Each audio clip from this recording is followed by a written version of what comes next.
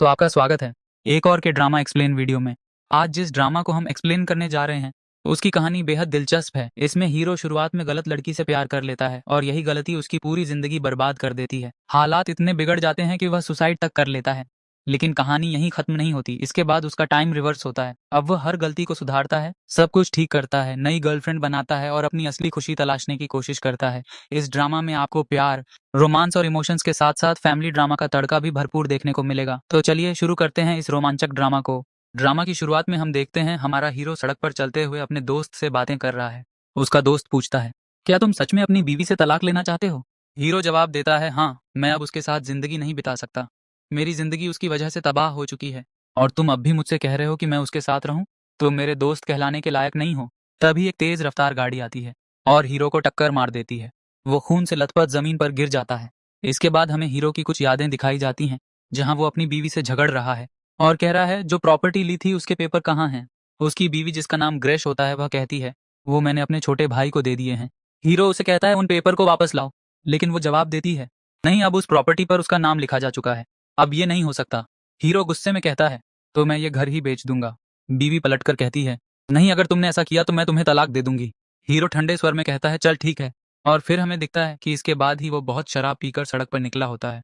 अब present scene में हम देखते हैं हीरो की जान जा चुकी है, लेकिन तभी समय उल्टा चलने लगता है। सब कुछ रिवर्स और हीरो खुद को फिर उसी क्लासरूम में पाता है जहां वो पहले ही पेपर दे चुका था। वो हैरान है, ये सब तो मैं पहले कर चुका हूँ, ये पेपर दे चुका हूँ, फिर भी ये कैसे, ये सब हो क्या रहा है? वो सोच में पड़ जाता है, ये कैसे हो सकता है? ये तो वही है जो मैं लास्ट में इंग्लिश का पेपर कर चुका था, और अगर मैं इसे क्रैक कर लेता तो मुझे अच्छी खासी नौकरी मिल जाती। लेकिन ग्रेस के पीछे मैं इतना पागल था कि मैं ये पेपर ठीक से दे ही नहीं पाया था। अब मेरे पास अच्छा मौका है, लेकिन मुझे तो कुछ याद ही नहीं है। तभी उसे सारे जवाब याद आने लगते हैं। वो चौंकता है, ये कैसे हुआ? शायद ये मेरी पढ़ाई का ही नतीजा है। फिर वो जल्दी से पेपर खत्म कर बाहर निकलता है, लेकिन जैसे ही बाहर जाने लगता है उसे उसका वही दोस्त दिखाई देता है जो पिछली टाइमलाइन में उससे लड़ चुका था। हीरो मन ही मन सोचता है इससे तो मेरी लड़ाई हुई थी, और अब देखो समय कैसे पलट गया। ये मेरा दोस्त है अभी, लेकिन इस बार मैं इससे लड़ाई नहीं करूंगा। फिर दोस्त पूछता है आज का तुम्हारा क्या प्लान है? हीरो मुस्कुराकर जवाब देता है मैं अपने मॉम डैड के साथ डिनर प्लान करूंगा। दोस्त आगे पूछता है तुम तो अपनी गर्लफ्रेंड के साथ जाते थे ना? तभी हीरो बोलता है अब समय का घंटा घूम चुका है। इतना कहकर वो वहां से भागते हुए अपने मॉम डैड की तरफ जाता है। उसे देखकर उसके मॉम डैड बहुत खुश होते हैं। वो पूछते हैं तुम्हारा पेपर कैसा गया? और तभी हमें एक फ्लैशबैक दिखता है पिछली टाइमलाइन का। जब हीरो शादी करके उसको अपने घर लाया था तो वो खाने की टेबल पर बैठी थी। उसकी माँ ने अपने हाथों से खाना बनाया था, लेकिन उसने खाने में नुक्स निकालते हुए हीरो के मॉम डैड को बुरा भला कह रही थी। हीरो समझाता है ऐसा मत कहो, पर वो गुस्से से कहती है खाना बुरा है तो बुरा ही कहूंगी ना। तभी हीरो की माँ कहती है ठीक है, मैं दोबारा बना देती हूँ। गुस्से में हीरो की बीवी बोलती है जितने देर में तुम दोबारा बनाओगी उतने में तो बाहर से खाना आ जाएगा। ये कहकर वो गुस्से में वहां से चली जाती है। इस याद को सोचकर हीरो को बहुत अफसोस होता है। वो मन ही मन सोचता है मैंने अपने मॉम डैड को तकलीफ के अलावा कुछ भी नहीं दिया, लेकिन अब समय ने मुझे सब कुछ ठीक करने का एक और मौका दिया है। वो ठान लेता है अब मैं अपने मॉम डैड को खुश रखने की पूरी कोशिश करूंगा। वो उनसे कहता है इस बार मेरा एग्जाम बहुत अच्छा गया है और इस बार मुझे अच्छी खासे कॉलेज में एडमिशन मिल जाएगा। ये सुनकर उसके मॉम डैड के चेहरे पर खुशी आ जाती है। तभी हीरो अपनी माँ का हाथ पकड़कर थोड़ा भावुक होकर कहता है आपने हमारे लिए बहुत कुछ किया, लेकिन मैंने आपके लिए कुछ नहीं किया। उसके डैड पूछते हैं अचानक तुम्हें क्या हो गया? वो कहता है आपके हाथों में जो घाव हैं उन्हें देखकर अचानक याद आ गया कि आप दोनों ने मेरे लिए कितनी कुर्बानियां दी हैं। डैड मुस्कुराकर कहते हैं चलो घर चलते हैं। तभी हीरो के मोबाइल पर उसकी एक्स का मैसेज आता है तुम्हारा पेपर खत्म हो गया, चलो अब लंच पर चलते हैं। हीरो मन में सोचता है जब मैं पहले तुम्हारे साथ रहना चाहता था तब तुम बहाने बनाती थी, अब मैं तुम्हारे साथ नहीं अपने मॉम डैड के साथ रहूंगा। और फिर वो मैसेज करता है मेरे पास टाइम नहीं है। उसकी एक्स वो मैसेज देकर चिढ़ जाती है और फिर कहती है तुम मुझे बहाने दे रहे हो, जल्दी आओ वरना मैं तुम पर ध्यान ही नहीं दूंगी। हीरो जवाब देता है कोई बात नहीं, मुझे कोई फर्क नहीं पड़ता। तभी उसकी माँ पूछती है क्या हुआ, कोई बात है क्या? हीरो मुस्कुराकर कहता है नहीं माँ, चलो घर चलते हैं। घर जाते जाते हीरो सोचता है मुझे अभी भी याद है पिछली बार मुझे टॉप कंपनी से ज्वाइनिंग लेटर मिला था नौकरी के लिए, लेकिन मैंने ग्रेस के लिए उसे छोड़ दिया था। लेकिन इस बार मैं वो मौका नहीं छोड़ूंगा। अगले सीन में हम ग्रेस को देखते हैं जो पिछली टाइमलाइन में उसकी पत्नी थी। वो हीरो का मैसेज देखकर चौंक जाती है और परेशान हो जाती है। तभी उसकी दोस्त पूछती है तुझे हुआ क्या? ग्रेस कहती है तुम खुद ही देख लो। वो कह रहा है कि मेरे लिए उसके पास टाइम नहीं है। दोस्त उसे समझाती है तुम जो हर बात पर उसे डोमिनेट करती हो उसे ये बिल्कुल पसंद नहीं आ रहा। ग्रेस पूछती है तो मैं क्या करूं? दोस्त सलाह देती है तुम उसे इस बात का एहसास होने दो और फिर तब तक इंतजार करो जब तक वो खुद आकर सॉरी ना बोले। और वैसे भी तुमसे अच्छी लड़की उसे मिलने से रही, ग्रेस ये सुनकर मान जाती है, हाँ बात तो सही है। वो भी तय करती है, मैं उसे कॉल नहीं करूंगी, मैं कोई मामूली लड़की थोड़ी हूँ। और फिर अगले सीन में हम देखते हैं हमारा हीरो डाइनिंग टेबल पर खाना लेकर जा रहा है रखने के लिए। तभी उसे पिछली टाइमलाइन का एक लम्हा याद आता है, जब वो प्यार से ग्रेस के लिए खाना बनाकर उसे खिला रहा था। वो ग्रेस से कहता है, अब मैं काम से बाहर जा रहा हूँ, तो हम बाहर से खाना ज्यादा दिन तक नहीं मंगा सकते, अब तुम घर पर ही खाना बना लिया करना। ग्रेस गुस्से में जवाब देती है, क्या मैंने तुमसे इसलिए शादी की थी कि मुझे खाना बनाना पड़े? आज तक मैंने अपनी जिंदगी में कभी खाना नहीं बनाया। अगर तुम्हें मुझसे यही काम करवाना था तो तुमने मुझसे शादी क्यों की? ये कहकर वो गुस्से में वहां से चली जाती है। फिर हम वापस प्रेजेंट सीन में वापस आते हैं। अब हीरो अपने मॉम डैड को खाने के लिए बुलाता है। आइए, नहीं तो खाना ठंडा हो जाएगा। वो जल्दी जल्दी खाना खाने लगते हैं और खुश हो जाते हैं। हीरो उन्हें देखकर सोचता है, पहले मैं इन्हीं पर गुस्सा करता था और अपना प्यार सिर्फ ग्रेस के लिए बचा कर रखता था। वो बिल्कुल सही नहीं था। तभी वो अपने मॉम डैड से कहता है, मैं किसी काम से बाहर जा रहा हूँ। वो ये कहकर वहां से चला जाता है। अगले सीन में हम देखते हैं हीरो एक ब्रोकिंग कंपनी में जाता है, अपना अकाउंट खुलवाता है, ड्राइविंग लाइसेंस के लिए भी अप्लाई कर देता है और सोचता है अगर इन्वेस्टमेंट के लिए कुछ पैसे मिल जाएं तो मैं स्टॉक मार्केट में निवेश करके अमीर बन सकता हूँ। यही सोच रहा होता है कि अचानक इस समय की हीरो, जिसका नाम जेनी होता है, जेनी गिरने वाली होती है, लेकिन हीरो उसे अपनी बाहों में पकड़कर बचा लेता है। हमारा हीरो जेनी को बाहों में पकड़े ही होता है। तभी जिस कंपनी में हीरो ने स्टॉक ब्रोकर का अकाउंट खुलवाया था, उस कंपनी का मैनेजर जेनी को देखकर कहता है, तुम यहाँ हो? जेनी तुरंत हीरो का हाथ जबरदस्ती पकड़ लेती है और मुस्कुराते हुए कहती है, ऐसे ही खड़े रहना। मैनेजर पूछता है, ये लड़का कौन है? जेनी हीरो की तरफ देखकर बोलती है, ये मेरा बॉयफ्रेंड है। फिर दोनों गाड़ी में बैठकर वहां से निकल जाते हैं। इसी बीच मैनेजर का एक कर्मचारी आता है और पूछता है, सर आप कब आए? मैनेजर फिर पूछता है, वो लड़का कौन था? कर्मचारी बताता है, वो स्टॉक ब्रोकर का अकाउंट खुलवाने आया था और कह रहा था कि शेयर भी खरीदना है। मैनेजर हल्की मुस्कान के साथ कहता है, अच्छा तो बहुत कम उम्र में अमीर बनना चाहता है। इसके बाद मैनेजर जेनी की माँ को फोन करता है और पूछता है, क्या तुम्हारी बेटी किसी को डेट कर रही है? जेनी की माँ नाराज होकर कहती है, क्या बकवास कर रहे हो, ऐसा कुछ नहीं है। अगले सीन में हम देखते हैं हमारा हीरो और जेनी अब भी गाड़ी में हाथ पकड़े बैठे होते हैं। अचानक दोनों अपना हाथ छुड़ा देते हैं। हीरो पूछता है, वो आदमी तुम्हारा डैड था? जेनी कहती है, इससे तुम्हें क्या लेना देना? हीरो मुस्कुराते हुए कहता है, तुम में तो बहुत अकड़ है। फिर ड्राइवर से कहता है, गाड़ी रोको, ये सब नाटक करने का मेरे पास टाइम नहीं है। तभी जेनी कहती है, मैं तुम्हें 10,000 रुपए दूंगी। हीरो की आंखें चमक उठती हैं और वो मान जाता है। फिर हीरो पूछता है, क्या तुम्हारे मॉम और डैड का तलाक हो चुका है? जेनी चौंक कर पूछती है, तुम्हें कैसे पता चला? हीरो मुस्कुराकर कहता है, जब तुमने मेरा हाथ पकड़ा था तब तुम्हारे हाथ में बहुत पसीना था। इससे पता चलता है कि तुम उस वक्त बहुत नर्वस थी और मैंने देखा तुम अपने डैड से कैसे बात कर रही थी। यहीं हमें पता चलता है कि वो मैनेजर असल में जेनी का डैड ही था। हीरो आगे कहता है, आज तुम्हारा बर्थडे है और तुम्हारे डैड के पास तुम्हारे लिए समय नहीं है। मैं तुम्हारी इसमें मदद कर सकता हूँ। तुम किसी अच्छी सी एंटरटेनमेंट जगह पर जाओ, मजे करो और सारी तस्वीरें ऑनलाइन पोस्ट कर दो। इससे तुम अपने डैड से बदला ले सकती हो और मैं इसमें तुम्हारी मदद कर सकता हूँ। फिर मजाकिया लहजे में कहता है, लेकिन याद रखना इसका सारा खर्च तुम्हें ही उठाना होगा। जेनी उसे घूरते हुए कहती है, तुम इतने कमीने कैसे हो सकते हो? हीरो हंसते हुए जवाब देता है, मैं तो इससे भी ज्यादा गिरा हुआ हूँ। और जेनी मान जाती है। तब दोनों एक शानदार एंटरटेनमेंट प्लेस पहुंचते हैं। वहां दोनों अलग अलग राइड्स का मजा लेते हैं, खूब सारी तस्वीरें खींचते हैं और जमकर मस्ती करते हैं। हीरो जेनी के लिए एक बेबी डॉल जीतता है, उसे बर्थडे गिफ्ट के तौर पर देता है और फिर दोनों साथ में सेल्फी भी लेते हैं। अगले सीन में हम हीरो की एक्स गर्लफ्रेंड ग्रेस को देखते हैं। वो बिस्तर पर बैठी सोच रही होती है, आखिर वह ऐसा क्यों कर रहा है? अब तक उसने मुझे कॉल तक नहीं किया। सब्र टूटने पर वह खुद ही फोन उठाती है और हीरो को मैसेज करती है, क्या तुम कल क्लास की पार्टी में आ रहे हो? हीरो रिप्लाई करता है, पक्का नहीं कह सकता। फिर वह पूछती है, तो क्या कल छुट्टी के बाद डिनर के लिए चलोगे? हीरो सीधा जवाब देता है, मेरे पास टाइम नहीं है। ग्रेस गुस्से में फोन बिस्तर पर पटकते हुए कहती है, मैं तुम्हारे पीछे भागने वाली नहीं हूँ। देखना, कल मैं कॉलेज के सबसे अमीर लड़के के साथ जाऊंगी। जब तुम मुझे उसके साथ देखोगे तब तुम जलोगे, फिर मेरी वैल्यू समझोगे। इधर हीरो अपनी जेनी से चैट कर रहा होता है। वो उसे कहती है, मैंने फोटो को स्टेटस पे लगा दिया लेकिन तुमने अभी तक लाइक नहीं किया और हमें यह नाटक अभी ऐसे ही जारी रखना होगा, गर्लफ्रेंड बॉयफ्रेंड का। हीरो मजाक में जवाब देता है, तो इसके लिए अलग से चार्ज लगेंगे? जेनी तुरंत 10,000 ट्रांसफर कर देती है। हीरो पैसे देखकर खुश होता है लेकिन वापस लौटाते हुए कहता है, ओके बेबी, ऐसा ही होगा। फिर सीन शिफ्ट होता है नेक्स्ट मॉर्निंग में। हीरो के माता पिता उसे जबरदस्ती उठाकर कंप्यूटर के सामने बिठाते हैं और कहते हैं, जल्दी से अपने मार्क्स चेक करो, देखना है तुम्हें कितना नंबर मिला। डरते हुए हीरो कहता है, अभी क्या जरूरत है? माता पिता कहते हैं, हमने ऑफिस से 12 बजे तक की छुट्टी सिर्फ तुम्हारे रिजल्ट के लिए ली है। हीरो सस्पेंस के साथ रिजल्ट ओपन करता है और वह स्कूल का टॉपर निकलता है। उसे सबसे ज्यादा 608 नंबर मिले हैं। तीनों खुशी में झूम उठते हैं। माता पिता सेलिब्रेशन के लिए निकल जाते हैं। हीरो अकेला बैठा अपने मार्कशीट की फोटो खींचता है और सोचता है, आखिरकार मैंने सब बदल ही दिया। पिछली टाइमलाइन में मैं इतने नंबर कभी नहीं ला पाया था। सीन फिर शिफ्ट होता है कॉलेज पार्टी में, जहां सब लोग कॉलेज के आखिरी दिन को सेलिब्रेट कर रहे होते हैं। हीरो का जिगरी दोस्त वहां पहले से बैठा उसका इंतजार कर रहा होता है। हीरो की एंट्री होते ही सबकी नजरें उसकी तरफ मुड़ती हैं। उसी वक्त क्लास का मॉनिटर डेनियल खड़ा होकर सबके सामने शेखी बघाड़ते हुए कहता है, देखो मैं 530 नंबर लाया हूँ।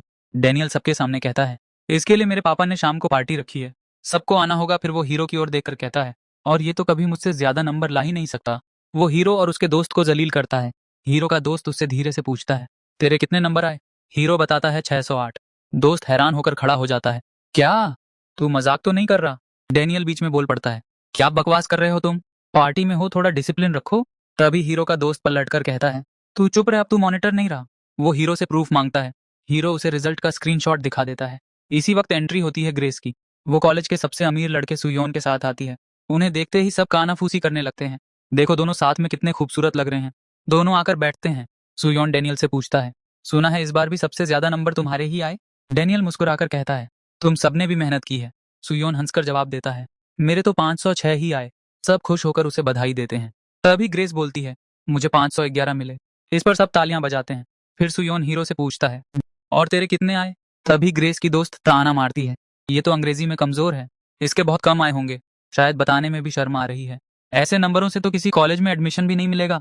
ग्रेस मन ही मन सोचती है, सही कहा, ये मेरी बराबरी कर ही नहीं सकता। जहां भी जाएगा अपनी बेइज्जती ही कराएगा। सुयोन फिर तिरस्कार भरे लहजे में कहता है, जब तेरा रिजल्ट ठीक ही नहीं आया तो हमारे जैसे स्कॉलर्स के बीच में कर क्या रहा है? हीरो का दोस्त गुस्से में उठकर बोल पड़ता है, किसने कहा इसका रिजल्ट खराब है?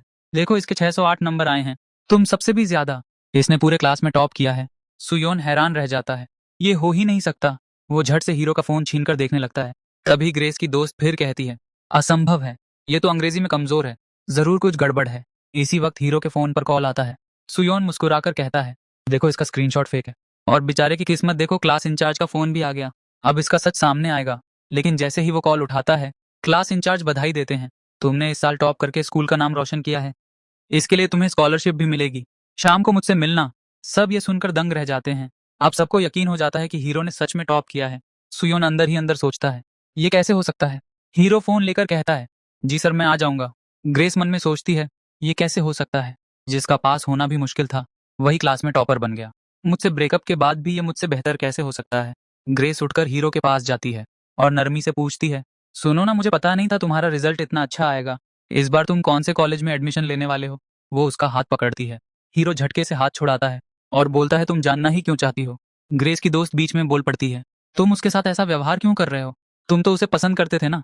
हीरो जवाब देता है, हाँ तब करता था, अब नहीं। ग्रेस आंसुओं से भरकर कहती है, तुमने कहा था कि हम साथ कॉलेज जाएंगे, क्या अब तुम अपना वादा तोड़ दोगे? क्या हमारे बीच कोई गलतफहमी हुई है? हीरो ठंडे स्वर में बोलता है, कौन सा वादा? और कोई गलतफहमी नहीं है। तुम मुझसे दूर रहो। मेरी पहले से ही एक गर्लफ्रेंड है, तुम्हारी वजह से कहीं वो नाराज ना हो जाए। ग्रेस मन ही मन तिलमिला उठती है, तुम मेरे साथ ऐसा कैसे कर सकते हो? तभी सुयोन गुस्से में टेबल पर हाथ पटकता है, वो तुमसे पूछ रही है, जवाब क्यों नहीं देते? उससे माफी मांगो। डेनियल भी ताना मारते हुए कहता है, टॉप करने का क्या फायदा जब इंसान को बात करने की तमीज ही ना हो? हीरो अपने दोस्त से कहता है, चलो यहाँ से, इन सब बातों का कोई मतलब नहीं। और वह वहां से निकल जाता है। हीरो के जाते ही ग्रेस अपनी दोस्त से कहती है, इसके इस एटीट्यूड ने तो मुझे फिर से फिदा कर दिया। वो अपनी दोस्त से पूछती है, तुम्हें क्या लगता है, क्या वो सच में अब मेरे बारे में नहीं सोचता? दोस्त समझाती है, ऐसा कुछ नहीं है, बस उसे तुमसे जलन हो रही है, बाद में बात करने लगेगा। ग्रेस मन में सोचती है, हाँ जरूर मुझे सुयोन के साथ देखकर इसे जलन हुई होगी। और वह भागती हुई हीरो के पीछे निकल जाती है। इधर हीरो अपने दोस्त से बातें कर रहा होता है। दोस्त कहता है, तेरी गर्लफ्रेंड और उसकी दोस्त कितनी सेल्फिश हैं। हीरो हंसकर जवाब देता है, मुझे कोई फर्क नहीं पड़ता, कॉलेज से बाहर निकलते ही इन्हें पता चलेगा कि सेल्फ रिस्पेक्ट का मतलब क्या होता है। दोस्त हंसकर पूछता है, कैसे?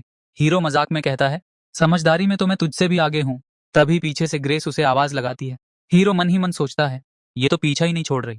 दोस्त हैरान होकर सोचता है, ये वही दोस्त है जो पहले ग्रेस के पीछे दीवाना रहता था, अब अचानक इसे क्यों नजरअंदाज कर रहा है?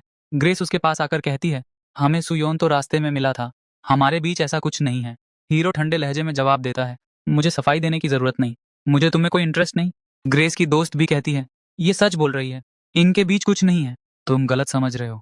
हीरो का दोस्त बीच में बोलता है, बात वो नहीं है, जब मेरा दोस्त इसके पीछे घूमता था तब ये उसे भाव नहीं देती थी। अगर प्यार करती थी तो बता देती, और नहीं करती थी तो भी साफ कह देती। ग्रेस रोते हुए कहती है, क्या तुम मुझे एक और मौका नहीं दोगे? हीरो सख्ती से जवाब देता है, मेरे पास फालतू वक्त नहीं है। और वह जाने लगता है। ग्रेस उसका रास्ता रोकर कहती है, तुम्हें मुझे सुनना ही होगा। इसी समय हीरो के फोन पर जेनी का कॉल आता है। वो कॉल उठाकर साइड में चला जाता है। ग्रेस की दोस्त उससे पूछती है, तुम्हें अभी भी वो चाहिए? ग्रेस आह भरकर कहती है, पहले मैं उसे इग्नोर करती थी, अब वो मुझे कर रहा है। उधर जेनी हीरो से कहती है, मेरा मूवी देखने का मन कर रहा है, क्या मैं तुम्हें लेने आ जाऊं? वो हंसकर कहता है, हाँ, जल्दी आओ। वैसे भी यहाँ 2 कार्टून हैं जो मुझे परेशान कर रहे हैं। ग्रेस को शक होने लगता है। वो अपनी दोस्त से पूछती है, तुम्हें क्या लगता है, सच में इसकी कोई गर्लफ्रेंड है? वो हीरो के दोस्त की तरफ मुड़कर पूछती है, सच बताओ, क्या सच में इसकी गर्लफ्रेंड है? दोस्त कहता है, मुझे नहीं पता। फिर मन ही मन सोचता है, क्या सच में इसकी कोई गर्लफ्रेंड है? अगर है तो मुझे क्यों नहीं बताया? तभी हीरो कॉल काट कर आता है और कहता है, मेरी गर्लफ्रेंड थोड़ी देर में मुझे लेने आ रही है। उसका दोस्त हैरान होकर पूछता है, सच बता, तेरी सच में गर्लफ्रेंड है? हीरो हंसते हुए कहता है, हाँ है। ग्रेस भड़क कर कहती है, तुम मुझे धोखा दे रहे हो, तुम्हारी कोई गर्लफ्रेंड नहीं है, तुम झूठ बोल रहे हो। हीरो सख्ती से जवाब देता है, मैंने कोई धोखा नहीं दिया, तुम यहाँ से चली जाओ, वरना मेरी गर्लफ्रेंड बुरा मान जाएगी। ग्रेस की दोस्त बीच में कहती है, मान लिया कि तेरी गर्लफ्रेंड है, लेकिन ग्रेस से सुंदर कोई हो ही नहीं सकता। ये सुनकर हीरो और उसका दोस्त जोर से हंसने लगते हैं। तभी सुयोन ग्रेस का छूटा हुआ बैग लेकर आता है। वो कहता है, ये तुम जल्दीबाजी में वहीं भूल गई थी, क्या तुम बस का इंतजार कर रही हो? मेरे पापा थोड़ी देर में मर्सिडीज लेकर आ रहे हैं, मैं तुम्हें ड्रॉप कर दूंगा। ग्रेस की दोस्त उत्साहित होकर पूछती है, क्या सच में तुम इतने अमीर हो? सुयोन अकड़कर जवाब देता है, हाँ, मेरे पापा बैंक में मैनेजर हैं। ग्रेस की दोस्त कहती है, चलो आज मर्सिडीज में बैठते हैं, मैंने आज तक मर्सिडीज में सफर नहीं किया। ग्रेस हीरो की तरफ देखती है और फिर कहती है, तुम मुझे धोखा दे रहे हो ना? ये सब कहानी बना रहे हो कि तुम्हारी कोई गर्लफ्रेंड है? उसकी दोस्त सुयोन से कहती है, ये ग्रेस को परेशान कर रहा है। तभी सुयोन और डेनियल दोनों मिलकर हीरो को सुनाने लगते हैं। हीरो गुस्से से जवाब देता है, तुम लोग इसके इशारे पर नाच सकते हो, लेकिन मैं तुम जैसा नहीं हूँ। इतना ही होता है कि तभी एक मर्सिडीज आकर रुकती है। उसमें से सुयोन के पिता बाहर आते हैं। सुयोन खुश होकर कहता है, पापा सही समय पर आ गए, मेरे कुछ दोस्त हैं, क्या आप इन्हें घर ड्रॉप कर देंगे? पिता कहते हैं, हाँ, हम सबको ड्रॉप कर देंगे।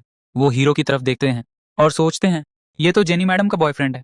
फिर मन में कहते हैं, ये तो सुयोन का क्लासमेट भी है, घर जाकर मैं सुयोन से जरूर बात करूंगा। वो हल्का सा इशारा कर हीरो को नमस्ते करते हैं। ये देख ग्रेस चौंक जाती है और सोचती है, मैंने क्या देखा, क्या उसके पापा सच में इसे इशारा कर रहे थे? ग्रेस की दोस्त कहती है, चलो जल्दी चलते हैं। लेकिन ग्रेस रुककर कहती है, तुम लोग जाओ, मैं थोड़ी देर में आती हूँ। तभी एक रोल्स रॉयस आकर रुकती है। उसमें से जेनी उतरती है। ग्रेस और उसकी दोस्त उसे देखकर दंग रह जाती हैं। दोनों सोचती हैं, ये तो सच में बहुत खूबसूरत है। जेनी मुस्कुराकर हीरो से कहती है, मैं आ गई, अब चलो मूवी देखने। ग्रेस मन ही मन सोचती है, मतलब ये सच है, इसकी सच में गर्लफ्रेंड है, ये झूठ नहीं बोल रहा था। सुयोन तुरंत जेनी से कहता है, तुम इसकी गर्लफ्रेंड हो? ये बहुत बेकार इंसान है। तुम्हें मैं अपने बारे में बताता हूँ। मेरे पापा बैंक में मैनेजर हैं। उसके पापा गुस्से में उसे धक्का देकर चुप कराते हैं।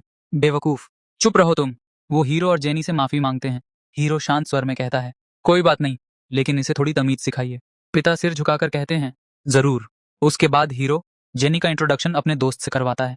हीरो अपने दोस्त से कहता है, सुन, मैं तुझे घर छोड़ने नहीं आ सकता, मैं जेनी के साथ मूवी देखने जा रहा हूँ। उसका दोस्त मुस्कुराकर कहता है, ठीक है, कोई बात नहीं। इसके बाद हीरो स्टाइल से जेनी की कमर में हाथ डालकर उसे गाड़ी तक ले जाता है। दोनों कार में बैठते हैं और बाकियों को बाय बाय करते हुए निकल जाते हैं। उधर हीरो का दोस्त ग्रुप में सबको बताता है, आज उसने ग्रेस को जरा भी भाव नहीं दिया, अब उसकी नई गर्लफ्रेंड बन चुकी है। इधर सू योन के पापा गुस्से में उससे कहते हैं, मैं तो बस एक मामूली बैंक मैनेजर हूँ, लेकिन फिर भी तुम इतना घमंड क्यों करते हो? सू योन हैरानी से पूछता है, लेकिन पापा वो आखिर है कौन? उसके फादर जवाब देते हैं, तुमने देखा नहीं, वो रोल्स रॉयस चलाती है और हम मर्सिडीज। सू योन चिढ़कर कहता है, पापा उस लड़के की तो मर्सिडीज में बैठने की भी औकात नहीं है। लेकिन उसके पापा उसे डांटते हुए कहते हैं, तुम्हें उसके बारे में कुछ पता भी है? उसने इतनी कम उम्र में ही हमारे बैंक में इन्वेस्टमेंट अकाउंट खोला है और काफी पैसे भी इन्वेस्ट किए हैं, और वो जेनी मैडम का बॉयफ्रेंड भी है। हम उसके पेरेंट्स से भी मिल चुके हैं। इधर गाड़ी में हीरो जेनी का हाथ पकड़कर बैठा होता है। जेनी थोड़ा झल्लाकर कहती है, हाथ छोड़ो। हीरो हंसते हुए बोलता है, ओह सॉरी, मैं कुछ ज्यादा ही कैरेक्टर में घुस गया था। तभी हीरो के फोन पर कॉल आता है, लेकिन जेनी तुरंत रोकती है, रुको, ये मेरे पापा का नंबर है, अगर इस नंबर से कॉल आए तो कभी मत उठाना। हीरो हैरान होकर पूछता है, लेकिन मेरा नंबर तुम्हारे पापा के पास कैसे पहुंचा? जेनी कहती है, तुम बैंक किस काम से गए थे? हीरो जवाब देता है, मैं तो बस कार्ड बनवाने गया था। जेनी चुप हो जाती है। हीरो मुस्कुराकर पूछता है, क्या तुम्हारे पापा सीनियर मैनेजर हैं? जेनी सिर हिलाकर हाँ कहती है। हीरो मजाक में बोलता है, तो अब मुझे लगता है तुम्हारे पापा मुझे फोन करके कहेंगे, सुनो, मैं तुम्हें 1 लाख दूंगा, बस मेरी बेटी का पीछा छोड़ दो। जेनी नाराज होकर कहती है, क्या बकवास कर रहे हो तुम? हीरो हंसते हुए बोलता है, ठीक है, मैं मना कर दूंगा, लेकिन अगर तुम मुझे 10,000 भी दोगी तो मैं तुम्हारे पापा को भी सेट कर दूंगा। दोनों हंसने लगते हैं। इसी दौरान हीरो कहता है, मैं MIT कॉलेज में एडमिशन लेना चाहता हूँ, तुम भी तो वहीं पढ़ती हो ना? जेनी मुस्कुराकर जवाब देती है, हाँ। फिर सीन बदलता है। जेनी के पापा हीरो को कॉल करने की कोशिश करते हैं, लेकिन हीरो ने उनका नंबर ब्लॉक कर रखा होता है। वो फोन रखकर जेनी और अपनी फोटो देखते हैं और मन में सोचते हैं, कोई भी यूं ही मेरी बेटी का बॉयफ्रेंड नहीं बन सकता। फिर हमें नेक्स्ट मॉर्निंग का सीन दिखाया जाता है। हीरो कॉफी पीते हुए रूम से निकल रहा होता है। उसके पेरेंट्स पूछते हैं, कल तुम लेट से क्यों आए और गर्मियों की छुट्टियों में क्या करने वाले हो? हीरो जवाब देता है, मैं वेटर की जॉब करूंगा। उसके पेरेंट्स हैरान होकर कहते हैं, हमने तुम्हें इतने पैसे खर्च करके पढ़ाया और तुम वेटर बनोगे? हीरो शांति से बोलता है, सैलरी 70,000 है। ये सुनकर उनके चेहरे खिल उठते हैं। अरे फिर तो ठीक है। हीरो गंभीर होकर कहता है, मॉम डैड, मैं किसी भी काम को छोटा बड़ा नहीं समझता। इसी बीच उसके फोन पर जेनी के पापा का कॉल आता है। इस बार उन्होंने किसी दूसरे नंबर से कॉल किया। वो कहते हैं, बैंक आ जाओ, मुझे तुमसे कुछ जरूरी बात करनी है। नीचे गाड़ी खड़ी है। हीरो अपने पेरेंट्स से कहता है, मुझे कुछ काम है, बाहर जा रहा हूँ। मॉम डैड पूछते हैं, कहाँ जा रहे हो? हीरो मुस्कुराकर जवाब देता है, अपने होने वाले ससुर से मिलने। ये सुनकर उसके पेरेंट्स हैरान रह जाते हैं। हीरो बैंक पहुंचता है। जेनी के फादर उसका स्वागत करते हैं और अंदर ले जाकर कहते हैं, तुम जेनी के साथ यूनिवर्सिटी में मत जाना। अगर तुम ऐसा करते हो तो तुम्हारे लिए मुश्किल खड़ी हो जाएगी। मैं तुम्हें अच्छी खासी नौकरी दिलवा दूंगा। लेकिन हीरो दृढ़ता से जवाब देता है, मैं उसी यूनिवर्सिटी में जाऊंगा। और क्या आप नौकरी का लालच देकर मुझे जेनी से दूर करना चाहते हैं? हीरो गुस्से में कहता है, या फिर आप मुझे अपने कॉन्टैक्ट दिखाकर धमका रहे हैं? ये कहकर वह जाने लगता है।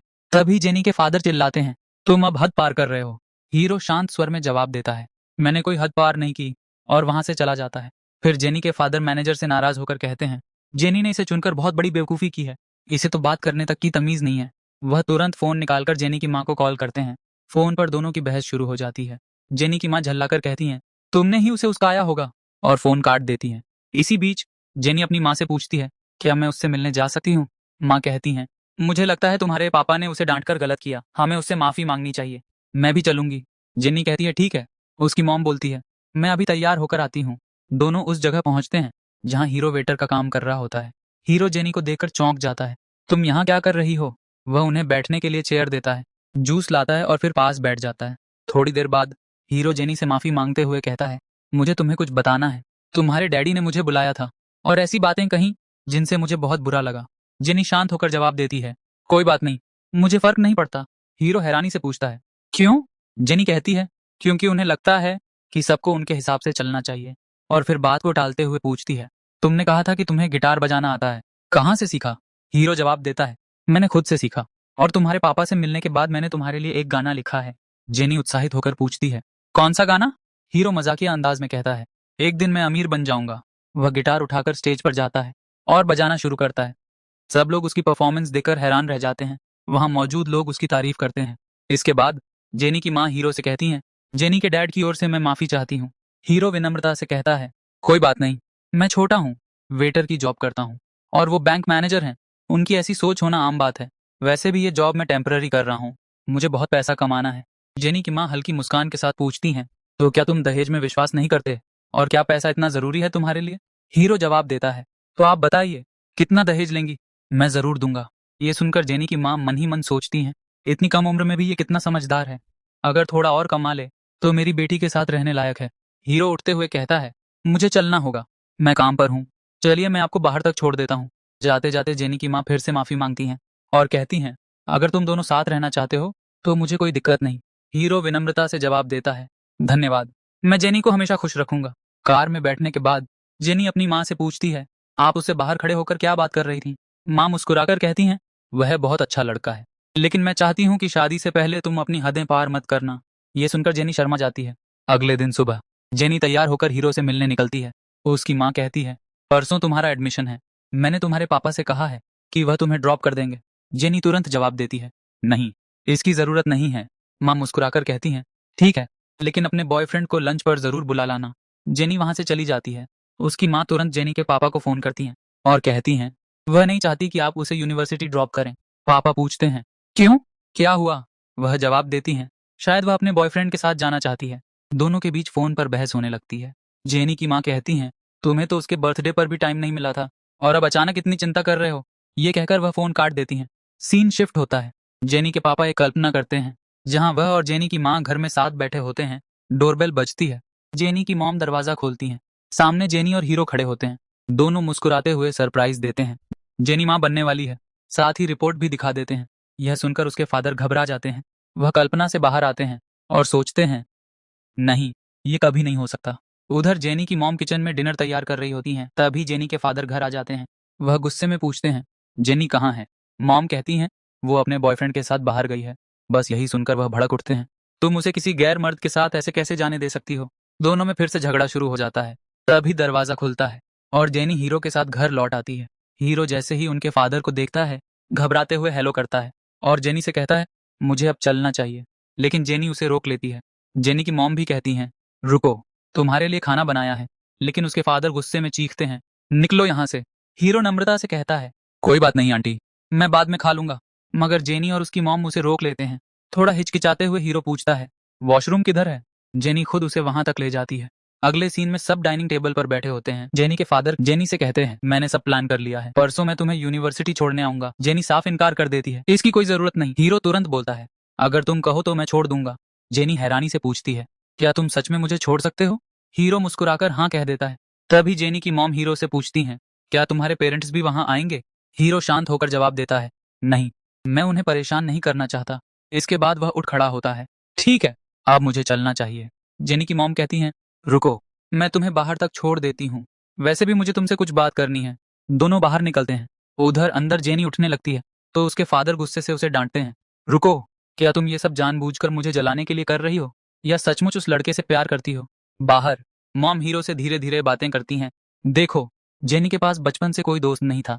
तुम्हारा होना अच्छा भी है और बुरा भी। अच्छा इसलिए कि अब उसके पास एक दोस्त है, बुरा इसलिए कि उसके डैड तुम्हें पसंद नहीं करते। हीरो जवाब देता है, आंटी मैं समझ रहा हूँ आप क्या कहना चाहती हैं। सच कहूँ तो अभी हम सिर्फ अच्छे दोस्त हैं, लेकिन जब मैं सफल हो जाऊंगा, पैसा कमा लूंगा और आपके और अंकल के बीच का गैप मिटा दूंगा, तभी उसका बॉयफ्रेंड बनने का हक कमाऊंगा। मॉम मुस्कुराती हैं, मुझे तुम पर भरोसा है, तुम जरूर कर पाओगे।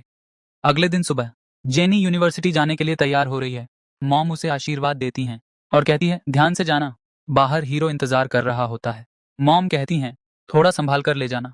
हीरो सिर हिलाता है, चिंता मत कीजिए। दोनों यूनिवर्सिटी की ओर निकलते हैं। उन्हें जाते देख मॉम मन ही मन सोचती हैं, ये लड़का सचमुच भरोसेमंद है। अब हमें यूनिवर्सिटी का सीन दिखाया जाता है।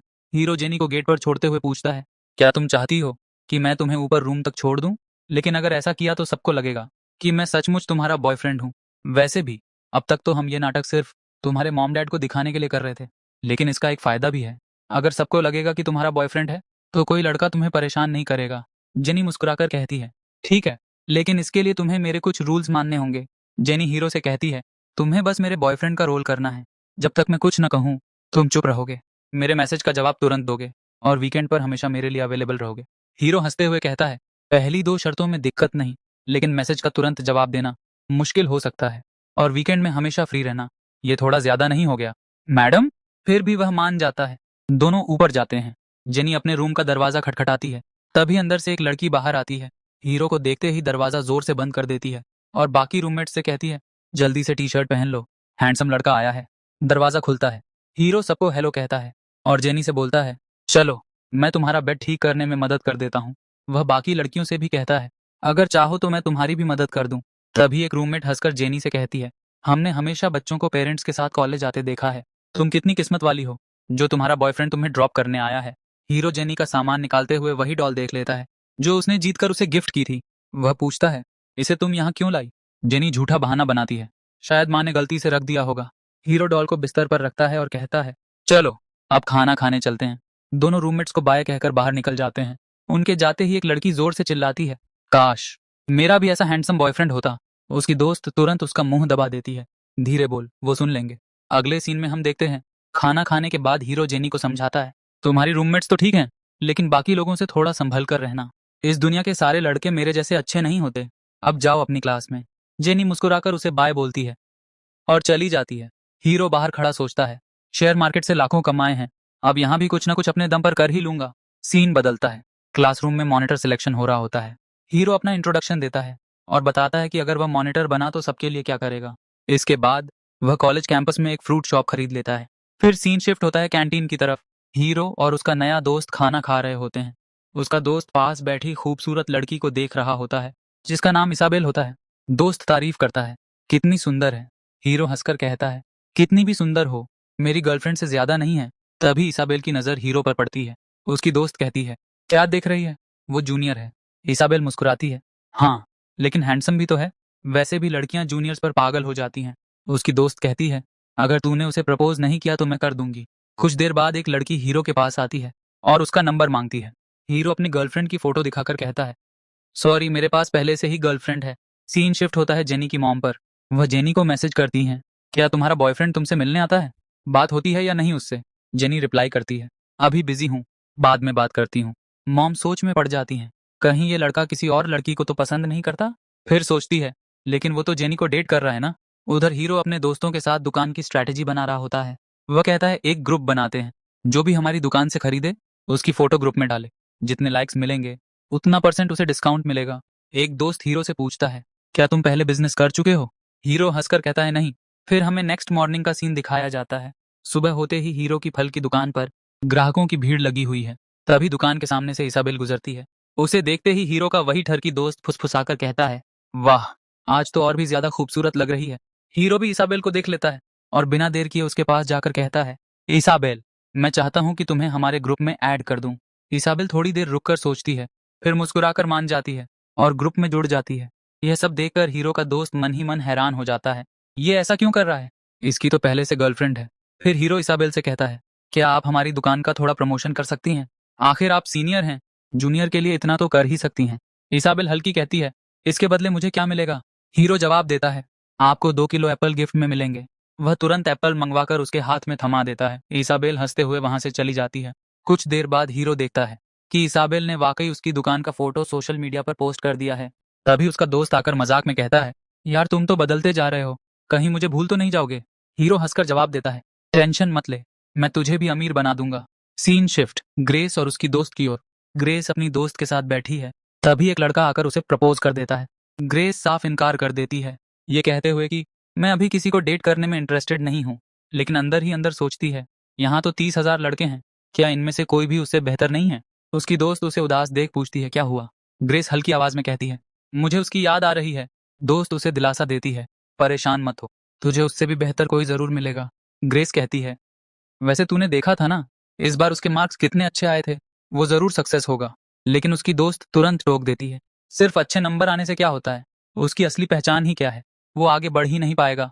फिर कहती है, चल तेरी शांति के लिए उसके दोस्त विक्टर को कॉल करते हैं। वह विक्टर को कॉल कर पूछती है, तेरा दोस्त कैसा है? मुझे पता है अभी भी वो कुछ नहीं कर पा रहा होगा। यह सुनकर विक्टर गुस्से में जवाब देता है, बकवास मत कर, उसने कॉलेज में अपनी दुकान खोल ली है और अच्छा खासा कमा रहा है। और हाँ, वो अब अपनी क्लास का मॉनिटर भी बन चुका है। इतना बोलकर विक्टर फोन काट देता है। ग्रेस और उसकी दोस्त एक दूसरे को हैरानी से देखते रह जाते हैं। क्या उसने फ्रूट की दुकान खोली है? सीन शिफ्ट हीरो और जेनी और। इसी बीच हीरो को जेनी का मैसेज आता है, आज तुम मुझसे मिलने क्यों नहीं आए? हीरो पूछता है, क्या तुम्हें सच में मुझसे मिलना है? जेनी कहती है, हाँ, और आज तुमने मुझे मैसेज भी नहीं किया। हीरो गंभीर होकर लिखता है, तुम्हारे पापा हमें पसंद नहीं करते, शायद वो हमें साथ में कभी नहीं रहने देंगे। जेनी तुरंत रिप्लाई करती है, तो क्या तुम मेरे पापा से डर गए? तभी अचानक जेनी को उसके पापा का कॉल आता है। वो गुस्से में पूछते हैं, तुम मेरा फोन क्यों नहीं उठा रही? क्या हो रहा है तुम्हारी जिंदगी में? क्या तुम उस लड़के के साथ हो? जेनी गुस्से में बोलती है, आप उसे जानते ही नहीं, इसलिए ऐसा कह रहे हैं। उसके पापा ताव में आकर कहते हैं, हाँ मैं नहीं जानता, लेकिन बाकी सब जानते हैं।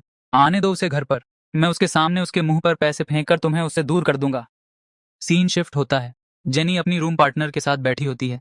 तभी उसकी दोस्त पूछती है, तुम्हारा बॉयफ्रेंड तुमसे छुट्टी के दिन भी मिलने क्यों नहीं आता? लगता है वो तुम्हें इग्नोर कर रहा है। जेनी कहती है, नहीं ऐसा कुछ नहीं है, बस उसका हॉस्टल दूर है, आने जाने में 1 घंटा लगता है, और ऊपर से उसने अपना बिजनेस भी शुरू किया है। लेकिन उसकी दूसरी दोस्त मजाक करते हुए कहती है, अरे पगली, तुम्हें लड़कों को पटाना नहीं आता, लाओ तुम्हारे फोन से मैं उससे बात करती हूँ। वो जेनी का फोन लेकर हीरो को मैसेज करती है, आज दुकान में बहुत भीड़ थी क्या? आज तो तुम थक गए होंगे। हीरो रिप्लाई करता है, नहीं ज्यादा नहीं, थोड़ा बहुत थका हूँ। वो फिर लिखती है, मुझे तो हर पल बस तुम्हारा ही ख्याल आता है, सपनों में भी तुम ही नजर आते हो। हीरो तुरंत समझ जाता है और जवाब देता है, तुम मेरी गर्लफ्रेंड को बिगाड़ रही हो, ऐसा मत करो वरना अच्छा नहीं होगा। बाकी सब हंसने लगते हैं। दोस्त पूछती है, तुम्हें कैसे पता चला कि मैसेज मैंने किया है, जेनी ने नहीं? हीरो कहता है, क्योंकि मेरी गर्लफ्रेंड इतनी रोमांटिक बातें कभी नहीं कर सकती। वो फोन वापस जेनी को दे देती है और सब मस्ती करने लगते हैं। लेकिन तभी कैमरा ऊपर की ओर जाता है और हम देखते हैं कि हीरो खुद वहां खड़ा सब कुछ देख रहा है। तभी जेनी मैसेज करती है, तुम मुझसे मिलने कब आ रहे हो? हीरो हंसते हुए पूछता है, क्या तुम मुझे इतना मिस कर रही हो? जेनी कहती है, नहीं। हीरो तुरंत मैसेज करता है, कब तक फोन में देखती रहोगी? पीछे मुड़कर देखो। जेनी पलट कर देखती है तो पाती है हीरो सीढ़ियों से नीचे उतर रहा है। हाथों में स्ट्रॉबेरी का बुके लिए हुए उसके पास आ रहा है। उसकी रूममेट्स हैरान रह जाती हैं। ये अचानक यहाँ कैसे आ गया? जेनी भी पूछती है, तुम अचानक आ कैसे गए? हीरो मुस्कुराकर कहता है, क्या करूं, तुम याद आ रही थी तो आ गया। वह स्ट्रॉबेरी जेनी को देकर कहता है, ये खास तुम्हारे लिए लाया हूँ। रूममेट्स शरारत से कहती हैं, हमें भी स्ट्रॉबेरी खाने का मन कर रहा है। हीरो हंसकर जवाब देता है, घबराओ मत, ये सबके लिए है। फिर जेनी उसे दूर ले जाकर धीरे से कहती है, ऐसा नहीं चलेगा, तुम जब चाहो ऐसे मिलने नहीं आ सकते, और सबके सामने तो बिल्कुल नहीं, वरना सबको लगने लगेगा कि तुम सच में मेरे बॉयफ्रेंड हो। हीरो उसके करीब आकर कहता है, अगर मैं नहीं आया तो कॉलेज के लड़के तुम्हें परेशान करेंगे, क्या वो तुम्हें अच्छा लगेगा? जेनी नर्वस होकर कहती है, ये क्या कर रहे हो? चलो छोड़ो ये सब, मैं तुम्हें खाना खिलाने ले चलती हूँ। वह हीरो को हल्का सा धक्का देती है। हीरो हंसते हुए बोलता है, हाँ, वैसे भी मुझे बहुत भूख लगी है। जेनी कहती है, ठीक है, पहले मैं स्ट्रॉबेरी कमरे में रख देती हूँ, फिर सब साथ में खाना खाने चलते हैं। अगले सीन में सब लोग साथ बैठकर खाना खा रहे होते हैं। तभी हीरो के फोन पर जेनी की मॉम का मैसेज आता है, कैसे हो?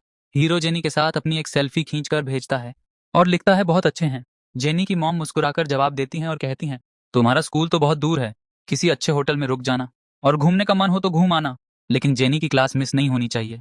साथ ही वह उसे 5,000 रुपये ट्रांसफर कर देती हैं। पैसे देखकर हीरो हंस देता है। जेनी पूछती है, तुम क्यों हंस रहे हो और किससे बात कर रहे हो? वह कहता है, मैं अपनी मॉम से बात कर रहा हूँ। और किससे करूंगा? रूममेट्स चिढ़ाते हुए पूछती हैं, तुम कल जेनी के साथ घूमने जाने वाले हो, तो आज रात कहाँ रुकोगे? वैसे भी तुम बहुत कंजूस हो, पैसे खर्च तो करोगे नहीं? हीरो मुस्कुराकर जवाब देता है, बाकी सब चीजों में मैं कंजूस हो सकता हूँ, लेकिन जेनी के मामले में कभी नहीं। तभी जेनी भी अपने फोन से उसे 5,000 रुपये भेज देती है। हीरो मैसेज करता है, तुमने मुझे पैसे क्यों भेजे?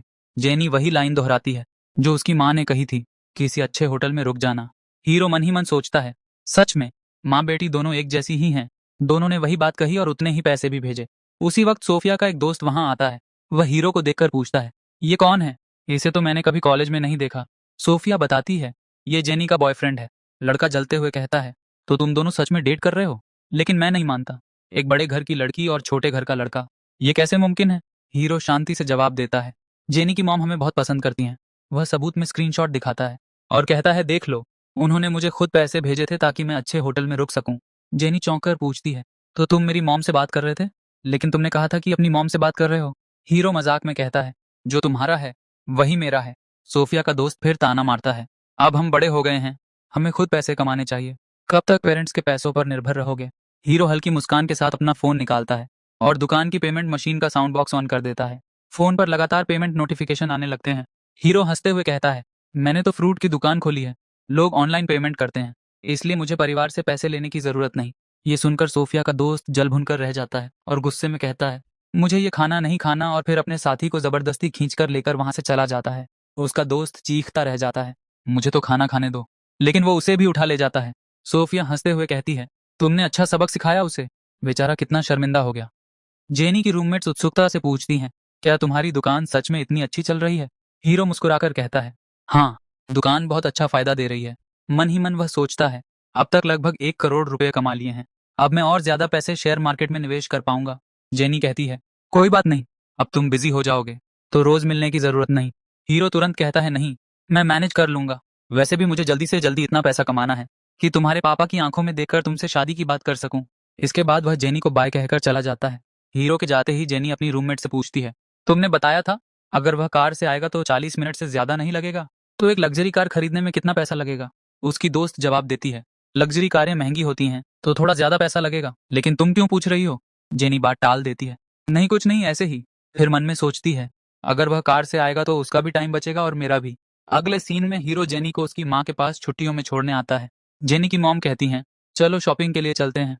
हीरो मुस्कुराकर कहता है, नहीं आंटी, मैं तो इतने दिनों बाद छुट्टियों पर आया हूँ, मुझे मॉम डैड से मिलने जाना है। वह जेनी को बाय बोलकर निकल जाता है। फिर सीन शिफ्ट होता है। हीरो के माता पिता सड़क पर मकई खाते हुए बातें कर रहे होते हैं। तभी हीरो लग्जरी कार में वहां से गुजरता है और जोर से चिल्लाता है, मॉम डैड। डैड उसे देख लेते हैं और उसकी माँ से कहते हैं, शायद मैंने अपने बेटे को देखा, वो लग्जरी कार में है। लेकिन माँ तुरंत कहती हैं, गलतफहमी है, हमारा बेटा लग्जरी कार में कैसे जाएगा? उधर हीरो अपने माता पिता से मिलने घर पहुंच चुका होता है। वे पूछते हैं, इतनी जल्दी कैसे आ गए? हीरो मुस्कुराकर जवाब देता है, मैं तो ऑडी में आया हूँ, इसलिए जल्दी आ गया। मॉम डैड उसे मजाक समझते हैं और कहते हैं, चलो अंदर। हीरो कहता है, क्या आप लोग मॉनिटर की बात पर भी भरोसा नहीं करोगे? मैं यूनिवर्सिटी में मॉनिटर बन चुका हूँ। मॉम डैड यकीन नहीं करते।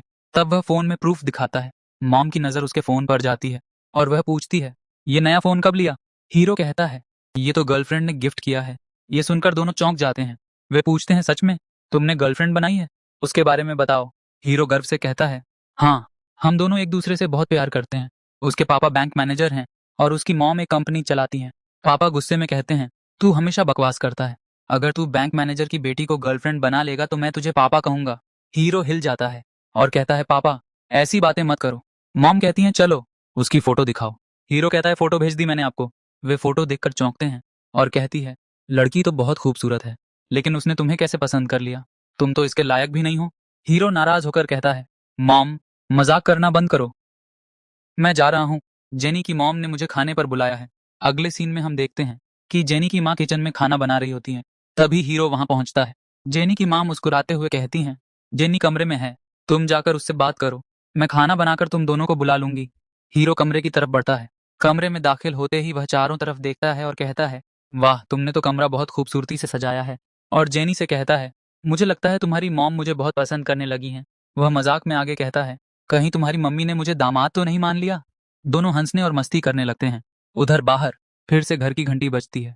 जेनी की माँ दरवाजा खोलती हैं तो सामने जेनी के पापा खड़े होते हैं। वह अंदर आते ही पूछते हैं, जेनी कहाँ है? माँ जवाब देती हैं, दोनों अंदर कमरे में हैं, मैंने खाने के लिए कहा है, थोड़ी देर में बुला लूंगी। ये सुनकर पापा थोड़ा चौंक जाते हैं। उधर जेनी और हीरो मस्ती करते करते और भी क्लोज हो जाते हैं, लेकिन दरवाजे के बाहर से जेनी के पापा उनकी बातें सुन रहे होते हैं। जेनी कहती है, हटो यहाँ से। हीरो हंसते हुए जवाब देता है, तुम ही मेरे ऊपर चढ़ गई हो, मैं थोड़ी। यह सब सुनकर पापा का शक और गहरा हो जाता है। वह अचानक दरवाजा खटखटाते हैं और कहते हैं, जेनी चलो खाना खाने के लिए आओ। फिर सब लोग टेबल पर बैठकर खाना खाने लगते हैं। हीरो खाने की तारीफ करते हुए कहता है, मॉम आपके हाथों में तो सचमुच जादू है। यह सुनकर जेनी के पापा गुस्से से उसकी तरफ देखते हैं और मन ही मन सोचते हैं, इसे जल्दी यहाँ से भेजना होगा, नहीं तो पूरा दिन यही बैठकर खाता रहेगा ये। खाना खत्म होते ही जेनी के पापा हीरो से कहते हैं, मेरे साथ चलो, मुझे तुमसे कुछ बात करनी है। जेनी तुरंत हीरो का हाथ पकड़ लेती है। हीरो मुस्कुराकर उसका हाथ छुड़ाते हुए कहता है, चिंता मत करो, मुझे कुछ नहीं होगा। और वह जेनी के पापा के साथ चला जाता है। कमरे में पहुंचकर पापा सीधा कहते हैं, तुमने जेनी को तो फंसा लिया, लेकिन मुझे कभी बेवकूफ नहीं बना पाओगे। तुम अच्छी तरह जानते हो तुम जेनी के लायक नहीं हो, और मुझे साफ पता है तुम्हें जेनी से नहीं, उसके पैसों से प्यार है। वह आगे कहते हैं, चलो डील करते हैं, मैं तुम्हें पैसे देता हूँ और तुम जेनी का साथ छोड़ दो। हीरो शांति से पूछता है, कितने पैसे देंगे आप? पापा जवाब देते हैं, 10 लाख। हीरो हल्के से मुस्कुराते हुए कहता है, लेकिन मैं जेनी के लायक हूं या नहीं, यह फैसला आप नहीं कर सकते। और रही बात पैसों की, तो 10 लाख मैं आपको देता हूं, और आज के बाद आप हमारे रिश्ते में दखल नहीं देंगे। पापा हंसते हुए कहते हैं, 10 लाख? तुम्हारे पास इतने पैसे कहाँ से आएंगे? तुम तो सिर्फ एक स्टूडेंट हो। हीरो अपना फोन निकालता है और अकाउंट खोलकर दिखा देता है। पापा हैरान रह जाते हैं और कहते हैं, इतने पैसे तुम्हारे पास कैसे आ सकते हैं? हीरो शांत स्वर में बताता है, यूनिवर्सिटी में एडमिशन लेते ही मैंने फ्रूट की दुकान खोली, फिर उसी से पैसे बचाकर एक कंपनी शुरू की।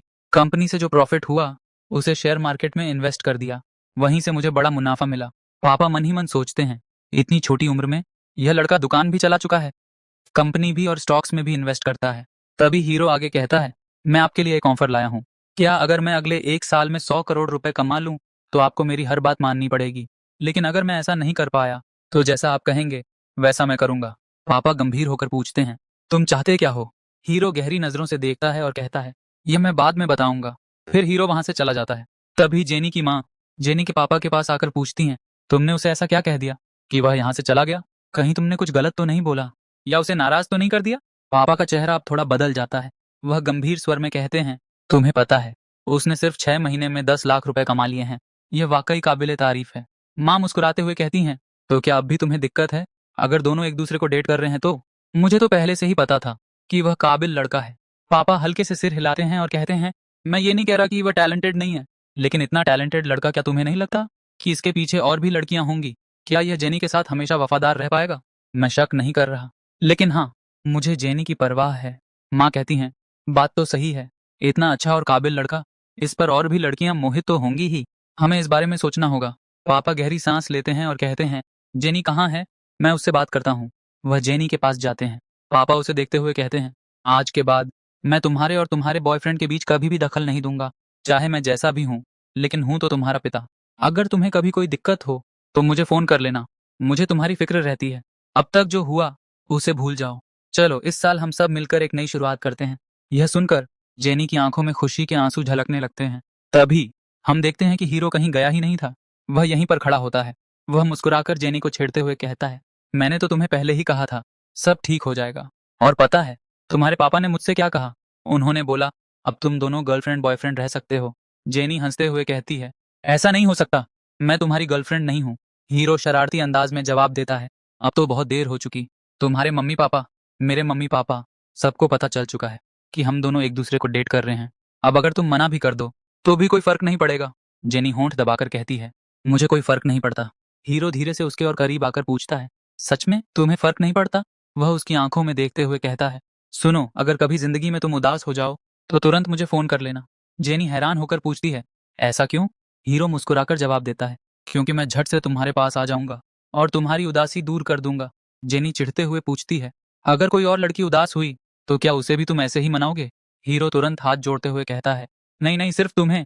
देखो, मैं तुम्हारे लिए और भी काबिल बनना चाहता हूँ। तो बताओ, क्या तुम मेरे साथ रहना पसंद करोगी? यह सुनकर जेनी शर्माते हुए अपना चेहरा दूसरी तरफ मोड़ लेती है, लेकिन तभी हीरो उसे गुदगुदाते हुए कहता है, जवाब तो तुम्हें देना पड़ेगा। फिर सीन शिफ्ट होता है। अगले दिन हम देखते हैं कि हॉलीडे खत्म होने की वजह से हीरो वापस यूनिवर्सिटी जाने के लिए निकलता है। उसके मॉम डैड भी उसे छोड़ने आए होते हैं।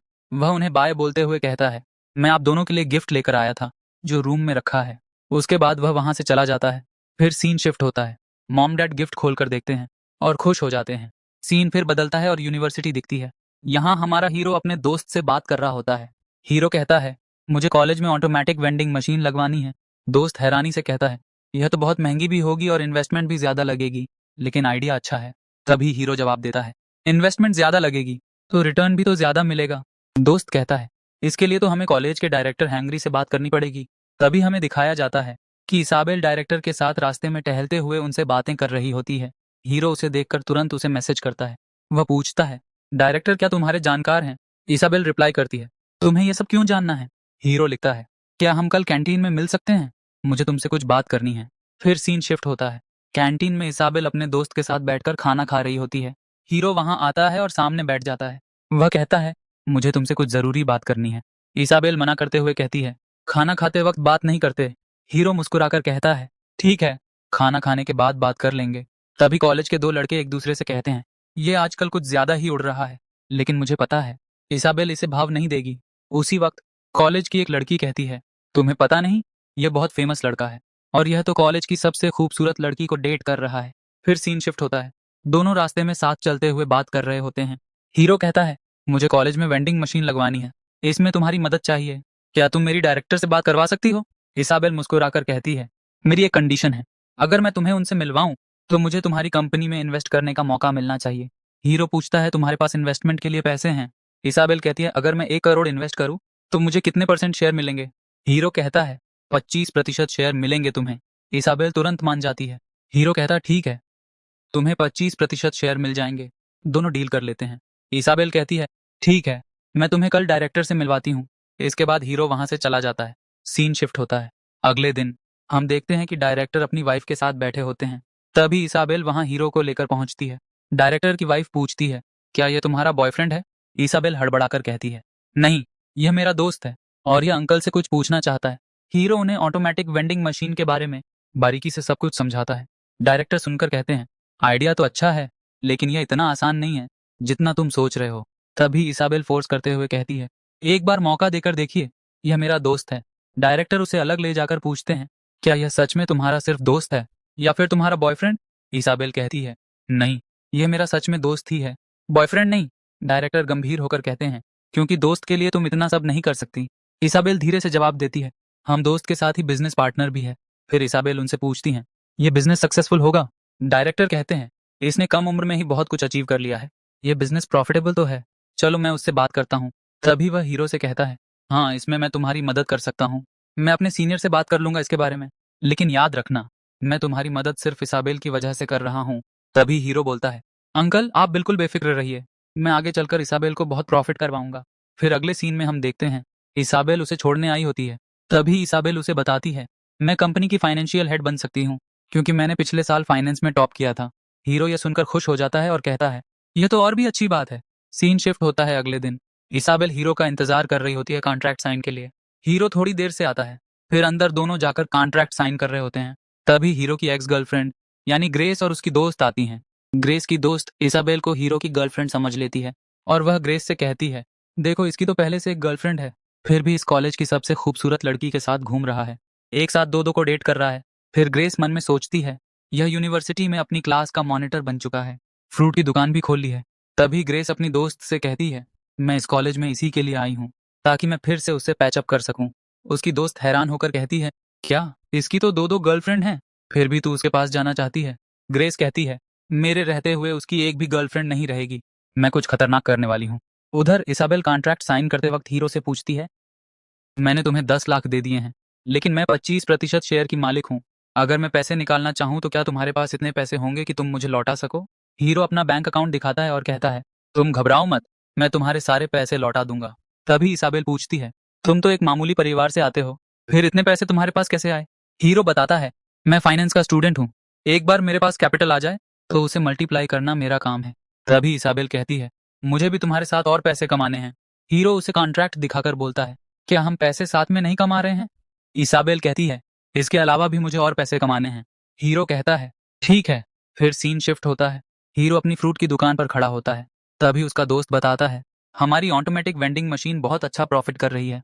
तभी वहां भागती हुई इसाबेल आती है और कहती है, क्या हम अच्छा प्रॉफिट कमा रहे हैं? मैंने देखा मशीन पर बहुत ज्यादा भीड़ लगी हुई है। हीरो कहता है, यह तो अभी शुरुआत है, अभी हमें और मेहनत करनी होगी। इसाबेल कहती है, क्या मैं प्रॉफिट चार्ट देख सकती हूँ? हीरो बोलता है, यह कंपनी का सीक्रेट है, लीक नहीं होना चाहिए। और वह उसे प्रॉफिट चार्ट दिखाता है। पास में खड़ा हीरो का दोस्त दोनों को देखकर सोचता है, क्या यह सच में दो दो लड़कियों को डेट कर रहा है? क्योंकि सबको यही लगता है कि यह इसाबेल को भी डेट कर रहा है। तभी वहां जेनी की मॉम आ जाती है। फिर हीरो सबको जेनी की मॉम से इंट्रोड्यूस करवाता है। वह कहता है, ये मेरी होने वाली सास हैं। तभी जेनी की मॉम इसाबेल को देखकर पूछती हैं, तुम बहुत खूबसूरत हो, क्या इसकी क्लासमेट हो? हीरो बताता है, हम मिलकर पार्टनरशिप में बिजनेस कर रहे हैं। जेनी की मॉम मन में सोचती हैं, ये इतना टैलेंटेड है तो लड़कियां इसके आसपास क्यों ना घूमें, लेकिन मैं जेनी के साथ अन्याय नहीं होने दूंगी। यह लड़की मुझे चालाक लग रही है, जलन की भी कोई हद होती है यार। फिर जेनी की मॉम कहती हैं, मैं मीटिंग के लिए यहाँ आई थी और सोचा तुमसे मिल लूं, अब मैं जेनी के पास जा रही हूँ, क्या तुम भी चलोगे? हीरो तुरंत तैयार हो जाता है और उनके साथ गाड़ी में बैठकर निकल जाता है। रास्ते में जाते वक्त जेनी की मॉम कहती हैं, तुम तो बहुत फेमस हो गए हो, बहुत सी बिजनेस एक्टिविटीज भी कर रहे हो, लेकिन देखना करियर समय ले लेता है और अपने ही दूर हो जाते हैं, अपनों के लिए समय नहीं बचता। कहता है, इसलिए तो मैंने अपना खुद का बिजनेस खोला है। मेरे लिए पैसों के साथ आज़ादी भी ज़रूरी है, और जब मैं खुद मालिक रहूंगा तो मेरे पास समय भी होगा, जब चाहूं तब काम करूं, जब चाहूं तब ना करूं। बातें करते करते वे जेनी के पास पहुंचते हैं। जेनी दौड़ती हुई आती है और कहती है, तुम मुझे बिना बताए फिर से आ गए? हीरो जवाब देता है, कोई बात नहीं, अगली बार आने से पहले बता दूंगा। इस बार नहीं बता पाया। तभी जेनी बताती है, मैं और सोफिया ने यहाँ बहुत अच्छा रेस्टोरेंट ढूंढा है, चलो खाना खाने चलते हैं, मुझे भूख लगी है। हीरो कहता है, इस बार मैं किसी को लेकर आया हूँ, तुम उनसे तो मिल लो। तभी कार से आखिर में जेनी की मॉम उतरती हैं। जेनी उन्हें देखकर थोड़ी शर्मा जाती है और नर्वस हो जाती है। वह पूछती है, आप यहाँ कैसे आई? जेनी की मॉम कहती हैं, मैं काम के सिलसिले में आई थी, सोचा तुमसे भी मिल लूं। तुम अपने बॉयफ्रेंड को कहाँ ले जाने की बात कर रही थी? हीरो कहता है, ये हमें अच्छे रेस्टोरेंट में खाना खाने के लिए ले जाने की बात कर रही थी। जेनी उदास हो जाती है क्योंकि उसकी मॉम कह देती हैं, चलो तीनों चलते हैं वहाँ खाना खाने के लिए। वह सोचती है, मैं हीरो के साथ अकेले जाना चाहती थी, लेकिन मम्मी ने मेरा प्लान खराब कर दिया। तीनों गाड़ी में बैठते हैं और रेस्टोरेंट की ओर जाते हैं। रास्ते में जेनी की मॉम जेनी को समझाती हैं, बाल खुले नहीं रखने चाहिए, और उसके बाल बांध देती हैं। फिर अगले सीन में हम देखते हैं, तीनों होटल से खाना खाकर निकल रहे होते हैं। हीरो होटल की तारीफ करता है और कहता है, जेनी तुमने बहुत अच्छा होटल ढूंढा, मुझे तो अच्छा लगा। फिर जेनी की मॉम हीरो से कहती हैं, तुम चलो अपने रूम में, मुझे जेनी से कुछ बात करनी है। और उसके बाद वह जेनी को लेकर रूम में चली जाती हैं और वह पूछती हैं, क्या तुम्हें पता है कि तुम्हारे बॉयफ्रेंड ने एक फ्रूट की दुकान खोली है और उसके साथ एक वेंडिंग मशीन का भी बिजनेस किया है? हीरोइन झट से कहती है, हाँ मुझे सब पता है। वह फिर पूछती हैं, क्या तुम्हें यह भी पता है कि वहां पर एक सबसे खूबसूरत लड़की भी है जो उसकी बिजनेस पार्टनर भी है? जेनी थोड़ा शॉक हो जाती है। तभी उसकी मॉम कहती हैं, अरे परेशान मत हो, मैंने सब कुछ पता कर लिया, वह सच में उसकी दोस्त ही है, उससे ज्यादा कुछ नहीं, और उसको यह भी पता है कि तुम दोनों डेट कर रहे हो। जेनी थोड़ा शर्माते हुए कहती है, नहीं हम दोनों डेट नहीं कर रहे हैं।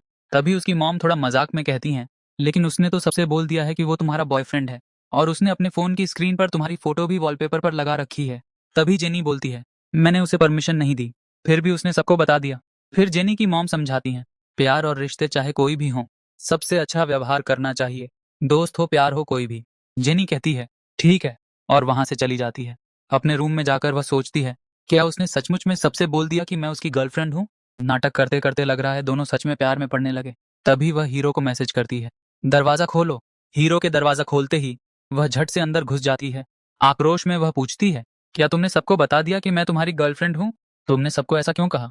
हीरो जवाब देता है, इसमें गलत क्या है? हाँ, मैंने सबको बोल दिया है। अगर मैं ये नहीं बोलता तो वहाँ इतनी सारी लड़कियां हैं, वह सब मुझे परेशान करने लगती। कॉलेज के पहले दिन ही एक लड़की मेरा नंबर मांगने आ गई थी। अगर मैं ये नहीं बोलता तो मुझे वह पागल कर देती। और इसमें गलत भी क्या है? फिर जेनी कहती है, मैंने अभी हाँ नहीं कहा है। हीरो पूछता है, वैसे तुम हाँ कब कहने वाली हो? फिर हीरो प्यार से उसके बालों को ड्राई कर रहा होता है। जेनी को अच्छा भी लग रहा होता है। तभी जेनी की मॉम सोचती हैं, अब मुझे निकलना होगा। निकलने से पहले मुझे जेनी के बॉयफ्रेंड से कुछ बात करनी है, जिस वजह से वह उसके रूम में आती हैं। तभी जेनी चौंक जाती है और जल्दी से बाथरूम में छुपने चली जाती है। हीरो हड़बड़ाहट में दरवाजा खोलता है। जेनी की मॉम सीधे अंदर चली आती हैं। वह हीरो से कहती हैं, मुझे निकलना होगा, मैं जा रही हूँ, पर जाने से पहले होटल के रूम का पेमेंट कर दूंगी और कल जेनी को मेरी जगह तुम छोड़ देना। तभी वह पूछती हैं, मुझे जेनी के परफ्यूम की खुशबू आ रही है, जेनी यहाँ पर है क्या? हीरो हड़बड़ाहट में पहले हाँ बोल देता है, फिर जल्दी से कहता है, नहीं। उसकी मॉम समझ जाती हैं। तभी हीरो बात को मानते हुए कहता है, हाँ लेकिन हम दोनों यहाँ पर कुछ कर नहीं रहे थे, बस बात कर रहे थे। फिर जेनी की मॉम कहती हैं, कोई बात नहीं, ज्यादा रात तक मत जागना, उसके लिए 8 घंटे की नींद जरूरी है, और तुम्हारे लिए भी। हीरो सफाई देता है, नहीं हम ऐसा कुछ नहीं कर रहे थे आंटी। तभी उसकी मॉम हंसते हुए वहां से चली जाती हैं। तभी जेनी बाहर आती है। हीरो उसे पकड़कर थोड़ा क्लोज हो जाता है, फिर कहता है, हमने कुछ भी किया नहीं। फिर भी डर तो ऐसे लग रहा था जैसे आंटी ने कुछ करते हुए नंगे हाथों पकड़ लिया हो। फिर अब तो हमें कुछ करना ही पड़ेगा। जहां हीरो पहली बार जेनी को किस करता है और यहीं से उनका प्यार का नाटक सच में बदल जाता है। शरारती आंटी छुपकर दरवाजे से यह देख रही होती हैं। उसके बाद यह देखकर वह हंसते हुए वहां से चली जाती हैं। तभी जेनी भी शर्माकर अपने रूम में चली जाती है। वहां जाकर सोचती है उस पल को। फिर सीन शिफ्ट होता है। हीरो जेनी को उसके यूनिवर्सिटी छोड़ने गया होता है। वह उसे छोड़कर कहता है, अब मैं जा रहा हूँ, अगले हफ्ते मैं मिल नहीं पाऊंगा, थोड़ा ज्यादा बिजी रहने वाला हूँ। तभी जेनी कहती है, हाँ ठीक है, मेरे भी कुछ प्लान्स हैं अगले हफ्ते। तभी उसे उसकी मॉम द्वारा बताई गई बात याद आती है कि उसकी एक सुंदर बिजनेस पार्टनर भी है। रिश्ते को बनाए रखने के लिए दोनों लोगों की जरूरत होती है। तभी वह मन में सोचती है, कोई बात नहीं, अब तुम मुझसे मिलने नहीं आ सकते तो मैं तुमसे मिलने आ जाऊंगी। फिर आगे हमें दिखाया जाता है, हीरो बैठकर सबके साथ बिजनेस की मीटिंग कर रहा होता है, क्योंकि उनका बिजनेस बहुत तेजी से ग्रो हो रहा होता है। अभी वो एक दिन के 30 लाख कमा रहे होते हैं। फिर हीरो अपने दोस्त से कहता है, सारे एम्प्लॉय को बोनस दो, उन्हें बताओ कि अगर उन्होंने ऐसे ही जी जान लगाकर मेहनत की तो उनका बोनस डबल हो जाएगा। तभी वह इसाबेल से भी पूछता है, क्या तुम्हें भी बोनस चाहिए? इसाबेल मना करते हुए कहती है, नहीं, मेरे पैसे इन्वेस्ट कर दो, पैसे कमाना मेरे लिए ज्यादा जरूरी है। तभी एक एम्प्लॉय आकर हीरो से बोलता है, डायरेक्टर तुमसे मिलना चाहते हैं। हीरो वहां पर पहुंचता है तो देखता है इसाबेल के फादर भी वहां आए हुए हैं। वह कहते हैं, मेरी बेटी मुझे ज्यादा पसंद नहीं करती, लेकिन मैं उससे और उसकी मॉम से बहुत प्यार करता हूँ। मुझे पता है कि तुम उसके पार्टनर हो और मैं तुम्हारी मदद करना चाहता हूँ। फिर वह बोलते हैं, जिस जिस कॉलेज में तुम्हारी वेंडिंग मशीन नहीं लगी है उस कॉलेज में मैं तुम्हारी ऑटोमेटिक वेंडिंग मशीन लगवाने में मदद करूंगा। हीरो और ज्यादा खुश हो जाता है और कहता है, मैं इसाबेल को बहुत ज्यादा प्रॉफिट करवाऊंगा। इसके बाद हम जेनी को देखते हैं, जो हीरो से मिलने जा रही होती है।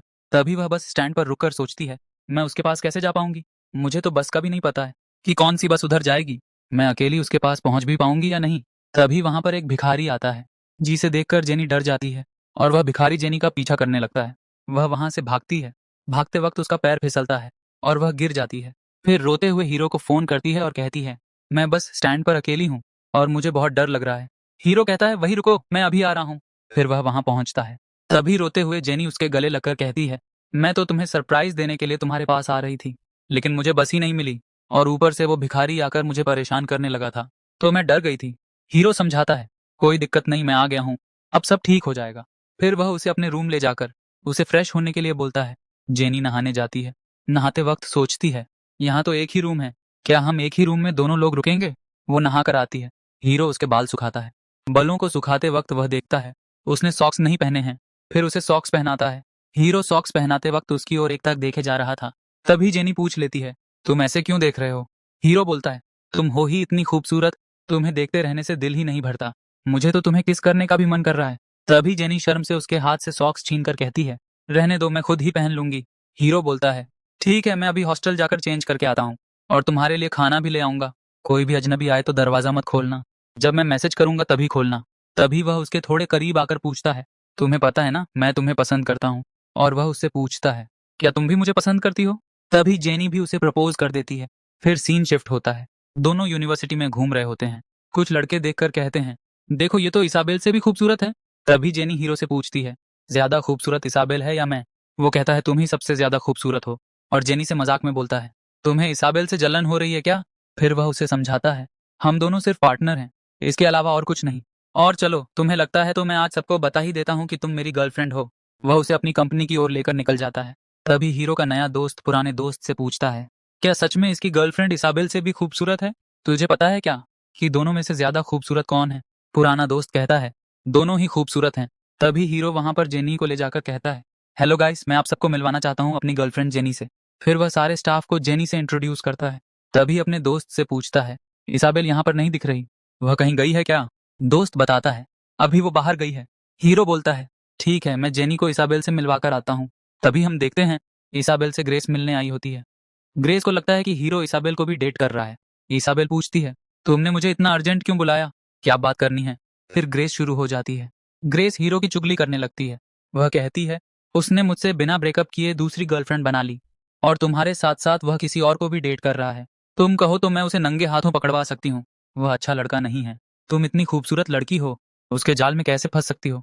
इसाबेल भी कुछ समय तक नाटक करती है और हाँ में हाँ मिलाती रहती है। उधर हीरो जाते वक्त रास्ते में जेनी को एक बार फिर से प्रपोज कर देता है। सबके सामने घुटनों पर आकर सब वहां ताली बजाकर जेनी को हाँ बोलने के लिए कह रहे होते हैं। फिर जेनी उसका प्रपोज एक्सेप्ट कर लेती है। तभी वहां पर इसाबेल और ग्रेस पहुंच जाती हैं। ग्रेस हीरो से बोलती है, तुम बहुत गंदे इंसान हो, तुम एक साथ दो दो लड़कियों को कैसे डेट कर सकते हो? हीरो देखकर चौंकता है, इसाबेल तुम ग्रेस के साथ क्या कर रही हो? तभी ग्रेस जेनी से कहती है, यह तुम्हें भी धोखा दे रहा है, इसने मेरे साथ ब्रेकअप नहीं किया और तुम्हें डेट करने लगा। सबको वहां बुलाकर इकट्ठा करती है, देखो इस धोखेबाज को, उसने मुझसे ब्रेकअप नहीं किया और दूसरी गर्लफ्रेंड बना रहा है। तभी जेनी भी थोड़ा कंफ्यूज हो जाती है। हीरो क्लियर करते हुए ग्रेस से कहता है, हम कब रिलेशन में थे, तुम झूठ क्यों बोल रही हो? तभी ग्रेस बोलती है, तुम 3 साल से मेरे पीछे थे ना, और मैंने ना भी तो नहीं बोला था, तो हुआ ना रिलेशन। देखो तुम सब देखो, इसे मैंने ना तो कहा ही नहीं था, फिर भी ये इसाबेल को भी डेट कर रहा है, और अब जेनी के पीछे भी पड़ा है। तभी वहां पर सब इकट्ठे हुए लोग आपस में बात करने लगते हैं कि पैसा आने के बाद आदमी हाथ से फिसलने लगता है। तभी ग्रेस इसाबेल से पूछती है, देखा, तुम्हें अब तो यकीन हुआ या नहीं?